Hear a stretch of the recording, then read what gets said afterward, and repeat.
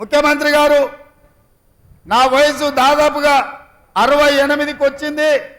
నేను నా ప్రాంత ప్రజల మధ్యనే ఉండాలనుకుంటున్నా. అందుకే జగిత్యాల ఎక్కడ ఉన్నదో, కోరుట్ల ఎక్కడ ఉన్నదో ఆ పార్లమెంటు నిజామాబాద్ పార్లమెంటు నుంచే ఆ ప్రాంతంలో రైతులు ఉన్నారు. ఎర్రజొన్న రైతుల సమస్యలు ఉన్నాయి, చెరుకు రైతుల సమస్యలు ఉన్నాయి, ఒట్లు వండించడంలో గిట్టుబాటు ధర అవసరం ఉంది. అదే విధంగా పసుపు కావచ్చు, ఈ ప్రాంతంలో సోయాబీన్ కావచ్చు, మొక్కజొన్నలు కావచ్చు, అత్యధికంగా మామిడి తోటలు ఇలా రీసెర్చ్ సెంటర్ పెట్టాలని మామిడి తోటల రైతులకు అండగా నిలబడాలి. నేను శాశ్వతంగా నా ప్రాంత రైతాంగానికి రుణపడి ఉన్నా. నా చివరి క్షణం వరకు, ఆఖరి ఊపిరి వరకు ఈ ప్రాంత రైతులకు అండగా నిలబడాలి.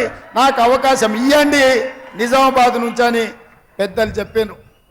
నేను సోనియా గాంధీ గారికి, రాహుల్ గాంధీ గారికి చెప్పిన, లేదు పెద్దలు జీవన్ రెడ్డి గారు ఈసారి నిజామాబాద్ నుంచే పోటీ చేయాలనుకుంటారు, వారు విజ్ఞప్తిని మనము నిర్ణయం తీసుకోవాలి అని. వారు ఒకవేళ అట్లానే అనుకుంటే ఏం అభ్యంతరం లేదు, నిజామాబాద్ నుంచి పోటీ పెట్టు, మరి గెలిపించే బాధ్యత నీది సుదర్శన్ రెడ్డిదని నాకు చెప్పిండ్రు. ఎందుకంటే కోరుట్ల జగిత్యాల ఒక రకమైన వాతావరణం, మిగతా నిజామాబాద్లో ఇంకొక రకమైన వాతావరణం. అందుకోసం మరి ఎట్లా అంటే నేను వారికి చెప్పిన, నిజామాబాద్ జిల్లాలో ఉండే భూపత్ రెడ్డి కావచ్చు, ఎరావత్ అనిల్ కావచ్చు, సుదర్శన్ రెడ్డి కావచ్చు, మానాల మోహన్ రెడ్డి కావచ్చు, సునీల్ రెడ్డి కావచ్చు, వినయ్ రెడ్డి కావచ్చు, మహేష్ కుమార్ గౌడ్ గారు కావచ్చు, మహమ్మద్ అలీ షబ్బీర్ గారు కావచ్చు, వాళ్ళందరినీ కలుపుకొని ఖచ్చితంగా నిజామాబాద్ పార్లమెంట్లో పెద్దలు జీవన్ రెడ్డి గారిని గెలిపించి ఢిల్లీకి పంపిస్తా.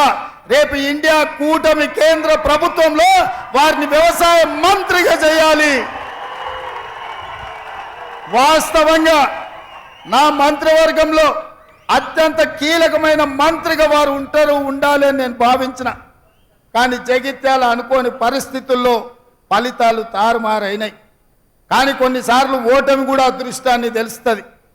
నేను కొడంగల్ ఓడిపోయినా, అందరు అయిపోయింది అనుకోను, ఎంబడే మల్కాజ్గిరిలో ఎంపీకి గెలిపించారు, తర్వాత పిసిసి అధ్యక్షుడైన, ఆ తర్వాత ఈ రాష్ట్రానికి ముఖ్యమంత్రి అయిన మీరు ఆశీర్వదిస్తే.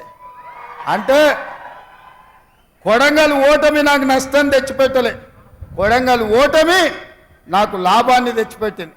నేను కూడా మొన్న జరిగిన జగిత్యాల ఎన్నికల్లో జీవనన్న ఓటమి ఇప్పుడు ఎంపీగా గెలిచి ఢిల్లీకి వెళ్ళి కేంద్ర వ్యవసాయ మంత్రిగా తెలంగాణ రాష్ట్రానికి అవసరమైన నిధులు తేవడానికి 100% వారు ఉపయోగపడతారని నేను విశ్వసిస్తున్నా.